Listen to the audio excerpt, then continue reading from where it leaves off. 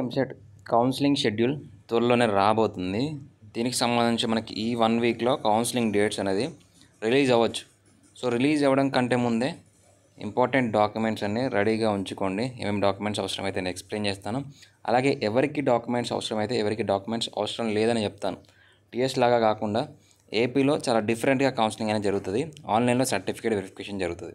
So process explain చేస్తాను. వీడియోని like చేసి తప్పకుండా మీ ఫ్రెండ్స్కి షేర్ చేయండి. కౌన్సిలింగ్కి సంబంధించి కంప్లీట్ గైడెన్స్ మెంటర్షిప్ ప్రోగ్రాంలో జాయిన్ అవ్వాలనుకుంటే డిస్క్రిప్షన్లో వాట్సాప్ నెంబర్ ఉంటుంది, కాంటాక్ట్ అవ్వచ్చు. సో ఇక్కడ డీటెయిల్స్లోకి వెళ్తే మనకి కౌన్సిలింగ్ అనేది నెక్స్ట్ వీక్లో డేట్స్ వస్తాయి. ఇంజనీరింగ్ ఫీజెస్కి సంబంధించి హైకోర్టు అనేది ఇంకా ఆదేశాలు ఇవ్వలేదు. సో దానికి సంబంధించి ఫైనలైజ్ అయిన తర్వాత మనకి డేట్స్ వస్తాయి. సో ఇప్పుడు కౌన్సిలింగ్కి కావాల్సిన ఇంపార్టెంట్ డాక్యుమెంట్స్ ఏంటో చూద్దాం. సో ఇప్పుడు చెప్పబోయే డాక్యుమెంట్స్ అందరి దగ్గర ఉండాలి, కాకపోతే మీకు డాక్యుమెంట్స్ వెరిఫికేషన్ చేయడానికి అవసరం ఉండదు. సో మెయిన్గా ఏమేమి డాక్యుమెంట్స్ కావాలి అని అంటే ఇక్కడ డీటెయిల్స్ ఉన్నాయి. ఈ డాక్యుమెంట్స్ రెడీగా ఉంచుకోండి. మీకు వెరిఫికేషన్ చేయాల్సిన అవసరం ఉండదు. మ్యాక్సిమం ఆన్లైన్లోనే సర్టిఫికేట్స్ వెరిఫై అవుతాయి. తెలంగాణలో మాత్రం ఆఫ్లైన్లో వెరిఫికేషన్కి వెళ్ళాల్సి ఉంటుంది. సో మెయిన్గా ఇక్కడ స్క్రీన్ మీద కనిపిస్తున్నాయి కదా, ర్యాంక్ కార్డు. సో ఇప్పుడు అఫీషియల్ వెబ్సైట్లో వెళ్తే మీకు ర్యాంక్ కార్డ్ అనే ఆప్షన్ కనిపిస్తుంది. అందులో మీ డీటెయిల్స్ ఉంటాయి. ఖచ్చితంగా ర్యాంక్ కార్డ్ అనేది must. Next EAMCET hall ticket. Next ఇంటర్మీడియట్కి సంబంధించి మెమో, ఎంపీసీ కానీ బైపీసీ కానీ. సో ఇది మీకు లాంగ్ మెమో అవైలబుల్గా లేకున్నా షార్ట్ మెమో అయినా పర్లేదు. నెక్స్ట్ డేట్ ఆఫ్ బర్త్ సర్టిఫికేట్కి సంబంధించి ప్రూఫ్, అంటే మీ యొక్క 10th క్లాస్ మెమో. నెక్స్ట్ ఇంటర్మీడియట్కి సంబంధించి టీసీ.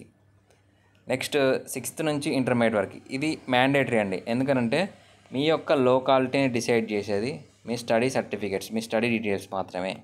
సో అంటే మీరు ఏ రీజియన్కి లోకల్ అవుతారు, ఏ రీజియన్కి అన్లోకల్ అవుతారు అనేది, నాన్ లోకల్ అవుతారు అనేది 6th క్లాస్ నుంచి ఇంటర్మీడియట్ ఎక్కడ చదివారు దాన్ని బేస్ చేసుకుని ఉంటుంది. Next EWS certificate.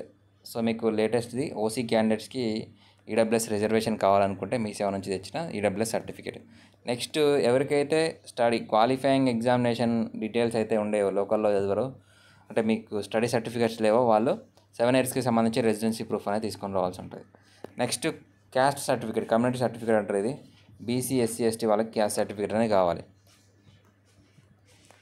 BC SC ST వాళ్ళకి, ఓసీ వాళ్ళకి క్యాస్ట్ సర్టిఫికేట్ అవసరం లేదు. ఇన్కమ్ సర్టిఫికేట్ మనకి మెయిన్గా ఇన్కమ్ సర్టిఫికేట్ లేదా రేషన్ కార్డ్. తెలంగాణలో అయితే మీకు రేషన్ కార్డ్ అడుగుతారు, ఇన్కమ్ సర్టిఫికేట్ అడుగుతారు.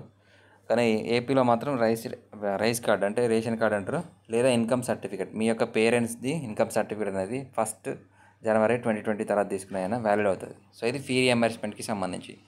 సో ఇది యాక్చువల్గా మనకి ప్రీవియస్ గవర్నమెంట్ ఉన్న టైంలో ఇచ్చిన డీటెయిల్స్. ఈ ఇయర్ ఒకవేళ డాక్యుమెంట్స్కి సంబంధించి రేషన్ కార్డు కానీ లేదా ఇన్కమ్ సర్టిఫికేట్ ఏమైనా డీటెయిల్స్ చేంజ్ చేస్తే చేయొచ్చు.